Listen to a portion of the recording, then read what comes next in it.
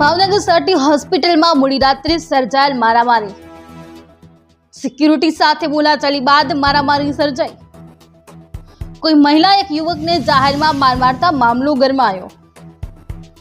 યુવકને માર મારનાર મહિલાની મીડિયાકર્મી સાથે પણ દાદાગીરી કરતા જોવા મળી હતી।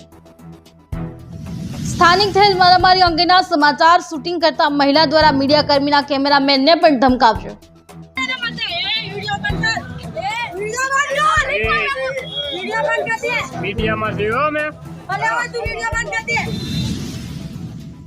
મહિલાની ખુલ્લામ દાદાગીરીને લઈ સટી હોસ્પિટલના કમ્પાઉન્ડમાં ભારે હોબાળો સર્જાયો હતો।